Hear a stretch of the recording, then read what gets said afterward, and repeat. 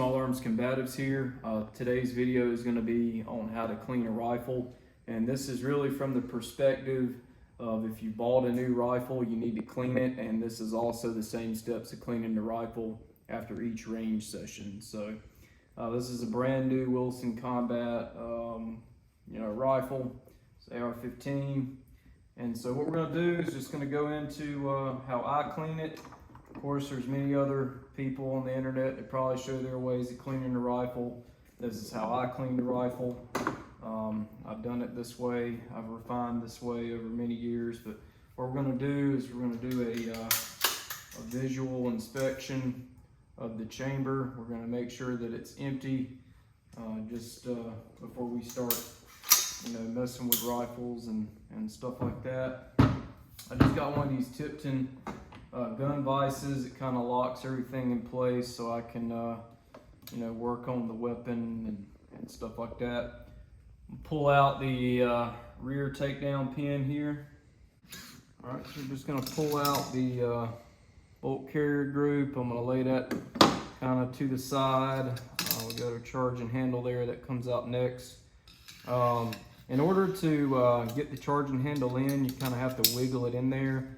You push it in about halfway, and then you can take the bolt in or out, and then stuff like that. So it's kind of how that works for those of you that don't know how to field strip AR-15 and 16 M4 family rifle. This is just a little pin that I'm putting in that's part of a gun cleaning kit, and I find it useful so I don't have to separate the upper and the lower while I'm cleaning. So I just shove that in there, and that's pretty neat. You want to show them that, get a very good up view of that. So what it is just a little pin that I put in there. You can get that from Brownells. It's like a gun company, stuff like that. Next thing, I use a bore guide. Okay, while this is not really necessary to clean, it is necessary if you don't want to, jam a ramrod, cleaning rod down in there and, jam it into your lands and stuff like that. I'm a fan of using Hops gun bore cleaner. I just buy a big jug of it like that, and if I need to use a copper solvent, I just use a copper solvent whenever I do it. However, we're just going to use some Hops gun bore cleaner. I keep a smaller bottle, and I just kind of use that larger bottle to replenish that smaller bottle. I just take some of that Hoppy's gun bore cleaner, pour them on the patches just so they soak, and they're right there in the lid. And pretty much what I do. Take like a rag, or you take a paper towel or something, kind of lay it right there so when the patches go in, we're not, dripping, anything wet or anything like that. Really no need to spend a lot of time cleaning the rifle or, anything like that. Nothing has to be super duper clean. One thing that I do after each pass with this this cleaner rod, I like to wipe it clean, just to make sure I'm not pushing any foreign objects into the barrel that I shouldn't be. So I just take the patch, and I'm just going to take the jag and push it in. There's different types of jags. This is one that we just we push in.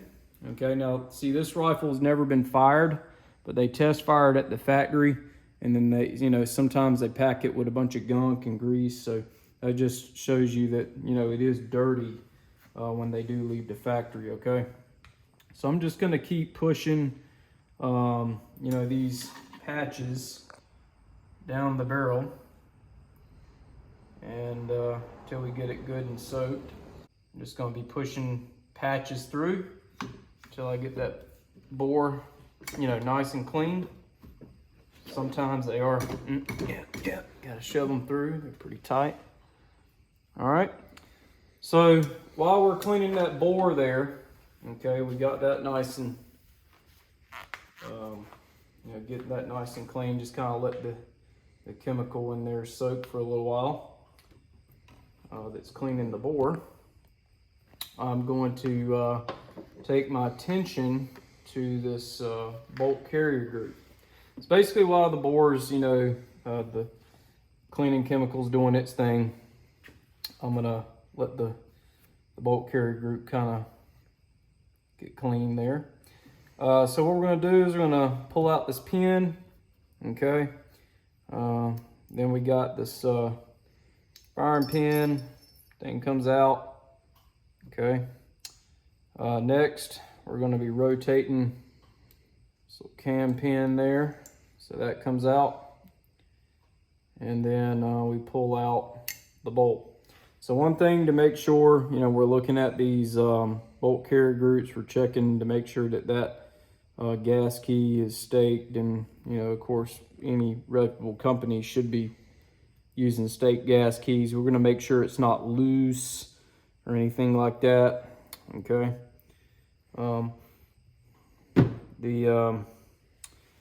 Your bolt here is probably always a good idea to have a spare bolt laying around. They usually crack right up in this region right here. This is probably one of the weakest parts of the bolt carrier group. So we're just going to, you know, clean this. Basically, there's another small pin. I just like to take the little pin right there and shove the other one out. So there it comes. And when that one comes out, then you know, you got your extractor that comes out as well. Pay particular attention to the spring. We want to make sure that we don't lose that. You know, different manufacturers have different kinds of springs. Some have washers there, a little rubber washer, you know, stuff like that. Okay, you can use whatever kind of cleaning spray you want. I like to use Ballistol just for general cleaning. All right, so I like to use Ballistol for general cleaning. Basically what I do is just, you know, spray it on there. I'm just using that as a kind of a cleaner. So I'll come in here and just, you can take a rag or, you know, whatever you want, wipe that. So this is a new bolt carrier group or anything. It hasn't been fired yet, so this is, you know, not going to be dirty. But in general, you know, you would just spray some chemical on that. You know, I use the Ballistol. You would use rim oil, whatever. You know, getting all those little crevices and just, you know, wipe it clean. Okay. I feel like this bolt carrier is coated with something. It seems like it's not like a regular phosphate finish, so it seems like it would be easier to clean. I would expect that kind of quality from Wilson Combat, so pretty good stuff. All right. Eager to see how this rifle functions, so real excited about that. All right, so there's your bolt carrier. That's pretty much clean. I'll come here, I just wipe the firing pin. That is a really good looking firing pin.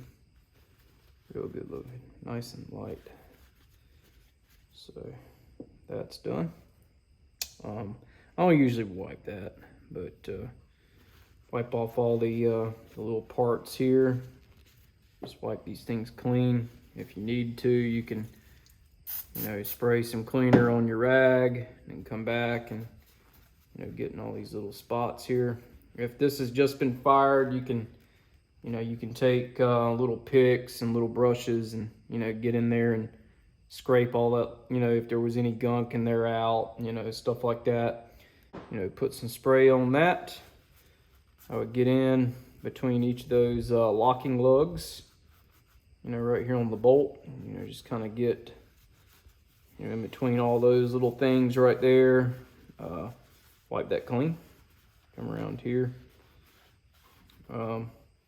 Some people say that they don't really spend a lot of time on the where the piston side of this bolt is. That you know, I mean, it really doesn't matter. It just, you know, it doesn't really matter how well you get those clean. It's just the piston, so that's where all the firing goes. Your gas rings, it truly is a myth that you know, all the little spaces between the rings have to be not lined up, you know, evenly spaced. Well, that's a freaking myth. Almost every time I've taken one of my rifles apart, most of the time 2 to 3 are lined up. So and it was working before I took it apart. So that's a myth. All right, so what we're going to do is we're going to assemble the bolt. We're going to lubricate it and get it ready to go back in the rifle, and then we'll finish out the barrel. Okay, so here we go. I like to use grease mostly. I use like a very thin gun grease. I happen to use this purple Goju stuff. It is kind of a gel type of grease.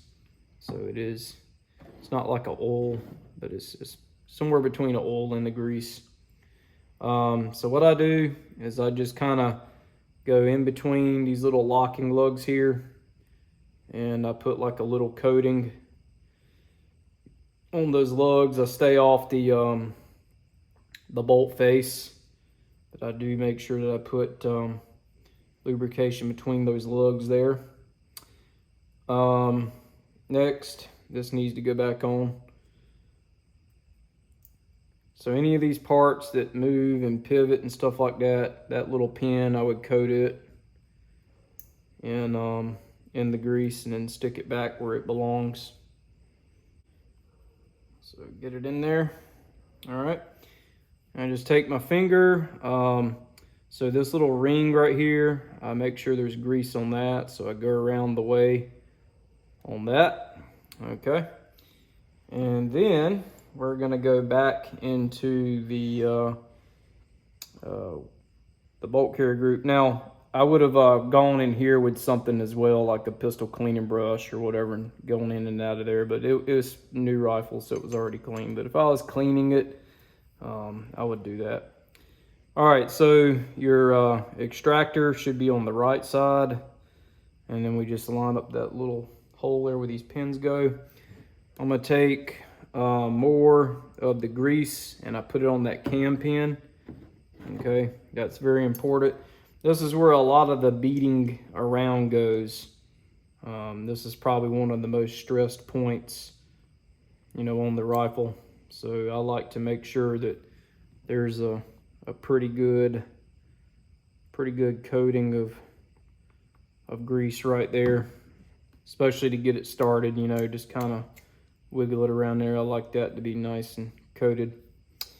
Okay, next we're gonna drop in the firing pin.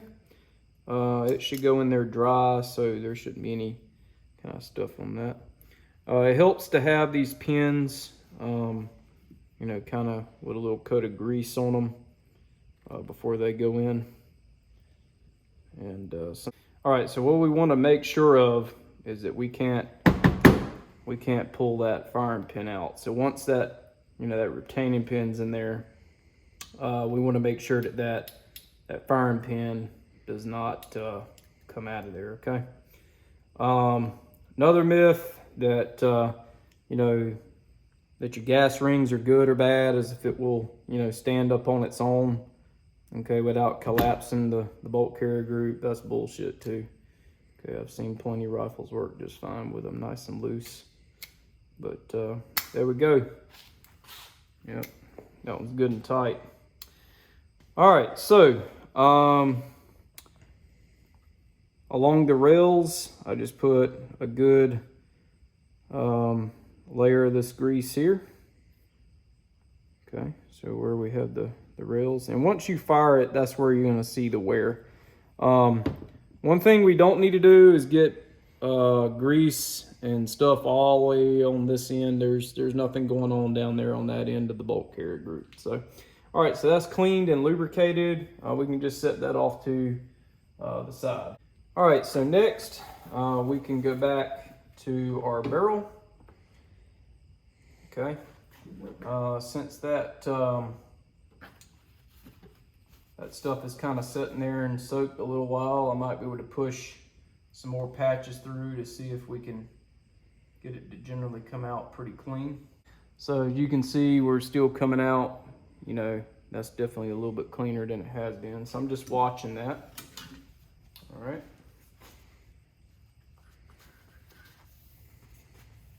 Wipe that cleaning rod.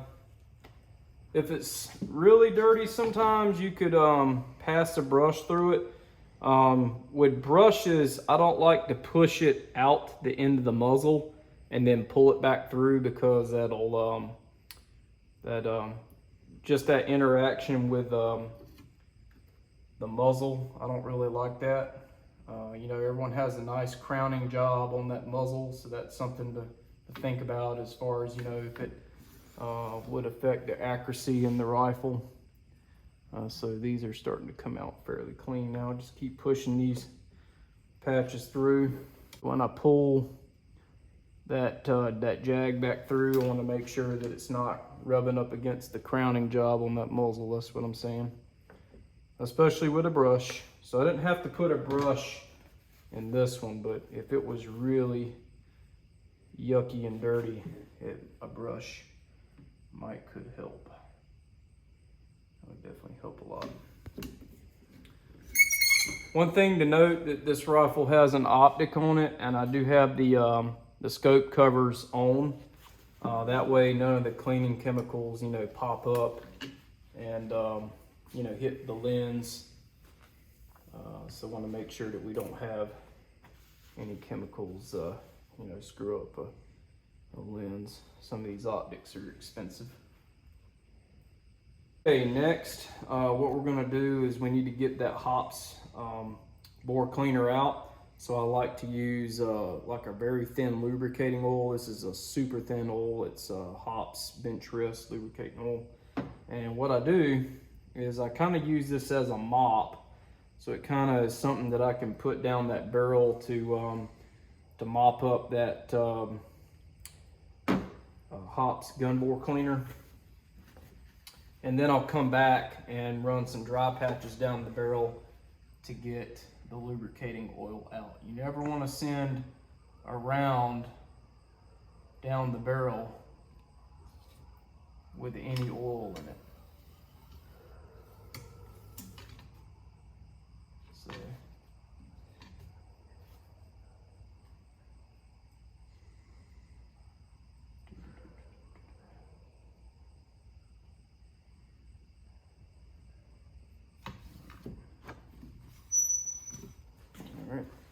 So if we, you know, take a look at that patch right there, it's still, you know, removing some crud and stuff like that that was in the barrel. Notice that I pull out the cleaning rod carefully so it doesn't mess up our good crowning job on the end of the barrel. And, you know, that would be assuming that it was a really nice, accurate, precision built type rifle. So I might maybe just soak a couple of these patches in this lubricating oil really well, and that would be to ensure that we're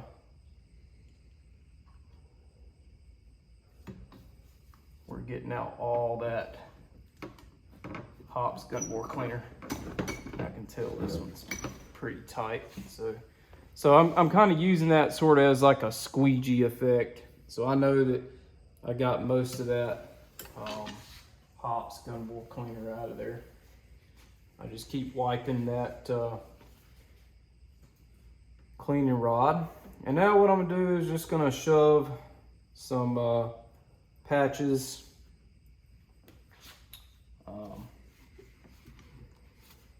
down the barrel. These are clean patches, so we're not gonna be putting anything else down that barrel.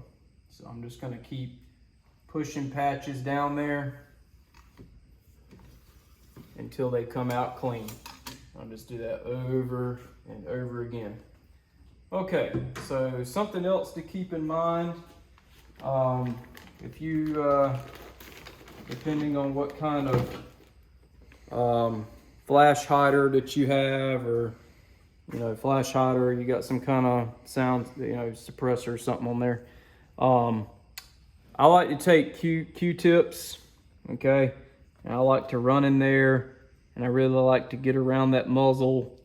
Some of these flash hiders can be a good collecting place for all that oil and stuff that we just put down that barrel. So I like to make sure I go in there, just use those Q-tips as, you know, a mop, and just really get in there, turn it all different ways, and get that stuff cleaned out. Okay. So another thing that we're going to do is we are going to disconnect the upper from the lower. Okay. And if all this were dirty, we would take our, we got a star brush, or if you got like a big 45 caliber pistol brush, or maybe a 9mm brush. So I just use Glock brushes. But I would go in there, with a brush like that, and just, go in and out. Just go in there and, get that area where those locking lugs are, and just kind of, go back and forth with that, for example. So I'll work on that. Then I would take some Q-tips and go in there and kind of go in between each of those little spots, in those locking lugs. So, and what I'm talking about is, if you look, down in there, you'll see those locking lugs there. Okay. I like to get in the chamber and kind of, go in there with a Q-tip and just mop up anything that might be in there as well. Q-tips about the same length as a rifle cartridge, so I like to get in there with all that, kind of clean that out. If this weapon was fired, then all this in here would be pretty dirty, so I would spray that down with some spray, and I would go in there and just take my fingers and get all up in there, just clean all that out, just like that. Pretty simple. Okay, just gonna lay that to the side. All right, next we have our lower. We're gonna put our thumb in front of the hammer and we press the trigger, and what we want to do is we want to catch that hammer so it doesn't go slamming into our lower receiver group here.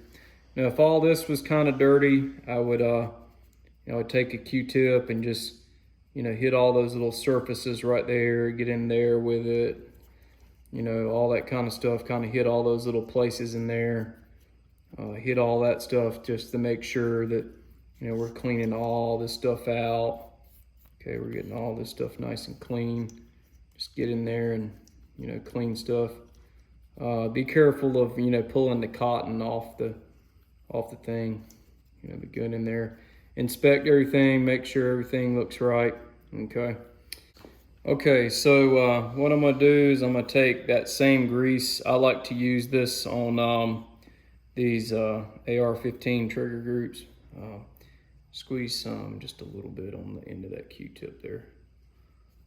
So we're just gonna squeeze a little bit on the end of that Q-tip, a little bit more, right there, perfect. All right, and if you think there's too much on there, it'll soak into that Q-tip.